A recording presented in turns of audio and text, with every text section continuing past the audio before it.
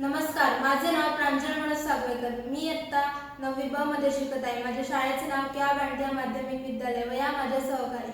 माझे नाव शीतल उमेश जगताप. माझे नाव पूर्वा अनिल बोबडे. सध्या भारतातील महिला घरगुती काम सांभाळून नैसर्गिक पद्धतीने आयुर्वेदिक साबण बनवून विकू शकतात.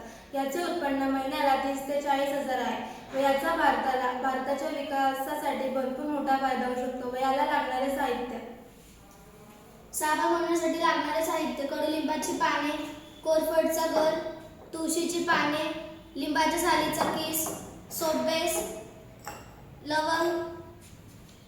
याची साबण बनवण्याची कृती: एका भांड्यात थोडे पाणी घ्या व दुसऱ्या भांड्यात सोप बेसचे काही तुकडे घ्या व गॅसवर त्या भरलेल्या पाण्याच्या भांड्यात सोप बेसचे भांडे ठेवून पाण्याच्या उकळीवर सोप बेस विरघळेपर्यंत मिसळत राहा व दुसरीकडे मिक्सरच्या भांड्यात किंवा पाट्यावर कडुलिंबाची पाने, कोरफडचा गर, तुळशीची पाने, लिंबाच्या सालीचा किस व रात्रभर भिजवलेल्या लवंगीचे 4 ते 5 तुकडे घालून त्याचे वाटण तयार करा व त्या वाटणामध्ये थोडेसे पाणी घाला व सोबतच केलेले सोप बेसचा रस व वाटलेले मिश्रण एकत्र करून गॅसवर अर्धा मिनिट मिसळा व नंतरला सोप ट्रे किंवा कोणत्याही आकाराच्या भांड्यामध्ये सोप बेसचं बॅटर काढून त्याला 4 तासासाठी ठेवा व आपला साबण तयार होतो. व या साबणाचे फायदे: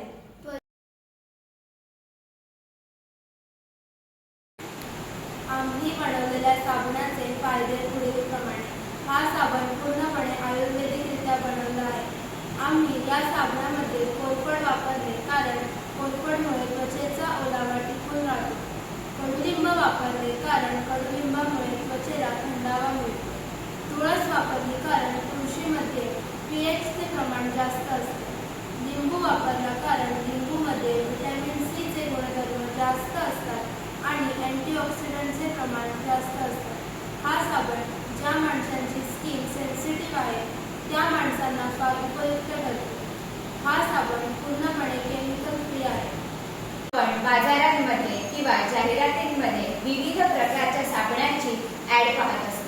ते त्यांचा साबण हा किती उपयुक्त आहे हे आपल्याला सांगण्याचा प्रयत्न करत असतात. पण खरं तर हे साबण हे आपल्याला तात्पुरते उपयोगी पडतात, पण कालांतराने त्याचे हानिकारक परिणाम आपल्याला अनुभवायला येतात. आपण जो हा साबण बनवला आहे तो पूर्णपणे केमिकल मुक्त आहे व त्याचे आपल्याला फायदेच होतात. भविष्यातही त्याचे कोणत्याही प्रकारचे तोटे आपल्याला पाहायला मिळत नाही. अशा प्रकारे भारताची अर्थव्यवस्था सुधारण्यासाठी आणि महिलांना